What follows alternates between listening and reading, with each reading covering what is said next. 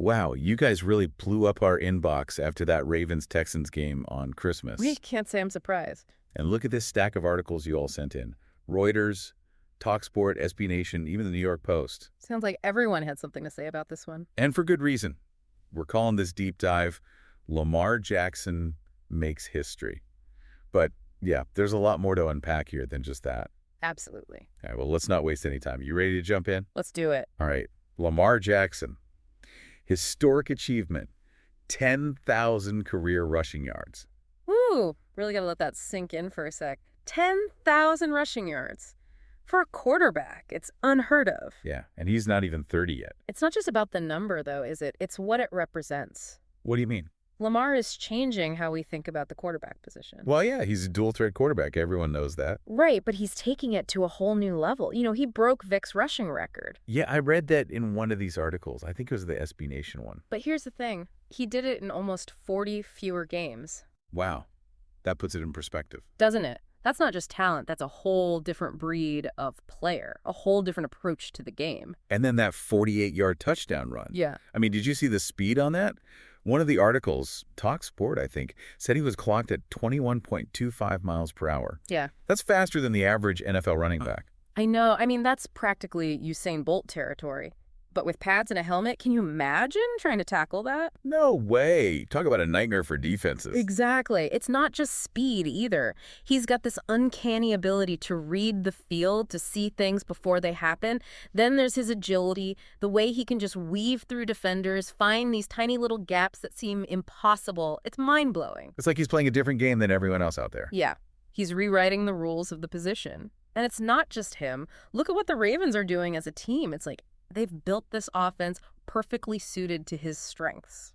Yeah, okay, but even with all that, the Texans' defense isn't exactly, the worst out there. And the Ravens, they still put up 35 points. Right. It wasn't just a one-man show either. Don't forget about Derrick Henry. Oh, yeah. Almost 150 rushing yards. So dominant. He was unstoppable. And it wasn't just their offense. The Ravens' defense completely shut down Houston. Only 2 points, and those came from a safety. What happened to the Texans? Well, their run game, usually their bread and butter, was totally stifled. Joe Mixon, he barely made a dent. How did the Ravens manage to do that? Well, they were incredibly disciplined on defense. Every player stuck to their assignments, didn't let the Texans' trick plays fool them, and they had C.J. Stroud under pressure all game. Yeah, he barely had time to breathe, let alone throw the ball. And the Ravens' run defense, they were just all over Mixon, reading the plays before they even developed, shutting him down before he could even get going. It was a complete defensive masterclass, really. But here's where things get interesting. The Texans, even with this loss, they've already clinched a playoff spot. How often do you see a team get absolutely dominated and still be in the playoffs? Right, it's a little unusual. And it's got everyone wondering, how does this affect their strategy going forward, especially with that Titans game coming up? The last game of the season. Exactly. Do they risk their starters, try to go for the win, or do they rest their key players, make sure everyone's healthy for the playoffs? It's a tough call. A win could give them some momentum, but if someone gets injured, that could derail their entire postseason. It's a gamble, either way. Okay, before we talk about playoff implications, though, we got to talk about what happened before the game even started. The, altercation. Yeah, a punt hit a coach, and then Joe Mixon kicked the ball into the stands. Talk about starting the game off with a bang. It sounds like something straight out of a movie. It definitely got everyone's attention, that's for sure. But honestly, it's not that surprising, is it? Not really, no. These are high-stakes games. You've got the pressure of the playoffs, the rivalry between these two teams. Things are bound to get heated, right? It's easy to forget sometimes, but these are real people out there. They're not robots, They feel the pressure, the emotions. Exactly. And sometimes that pressure, it just explodes. Yeah. Makes you think, Okay, so let's look ahead to the playoffs. Where do both teams go from here? The Ravens are on the verge of clinching the AFC North, but they've still got that tough game against the Browns coming up. That's right. It's all in their hands, though. If they win against the Browns, the AFC North is theirs, no question. But the Texans, their situation is a little more complicated. Even though they're already in the playoffs. Yeah, making the playoffs is one thing. Making a deep run, that's another. And this loss against the Ravens, it exposed some weaknesses that they're going to need to address. Like what? Well, their run game, for one. They couldn't get anything going against the Ravens, and that's usually their strength. Plus, Stroud seemed rattled under pressure.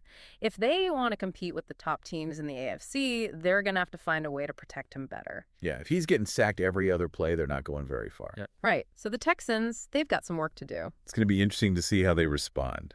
So we've got a record-breaking performance from Lamar Jackson, a dominant win by the Ravens, a pregame brawl. Yeah, this game had everything. What stood up most to you? I think what's really fascinating is how this one game kind of reflects the bigger picture of the entire NFL season. How so? I mean, look at all the upsets we've seen this year. Nobody predicted the Bengals would be doing this well. And then you've got these crazy tight races in almost every division. It's like the balance of power is constantly shifting. You're right. It's been a wild ride. It has, and I think it speaks to the parity in the league this year. Any team can beat any other team on any given Sunday. It's what makes the NFL so exciting to watch. Absolutely. And to all our listeners out there, here's something to think about. Lamar Jackson is breaking records this early in his career. Imagine what else he can achieve. How will his style, his impact on the game, how will that shape the future of the quarterback position? What do you think? Let us know. Today is your lucky day. Today is the day that our $3 website works for you, paying you directly to your PayPal daily. Imagine $3 ongoing continuous payments to your PayPal account. Imagine falling asleep and waking up to $300 in your PayPal account. How would this make you feel? How could this help you? What bills could you pay? What kind of fun could you have? What does that retirement look like now? All for a one-time payment of $3. This website is DFY done for you, fully built and completely hosted, and never stops collecting payments for you. You have spent $3 on coffee on a regular, but that coffee won't help you create multiple streams of income. Click the link below.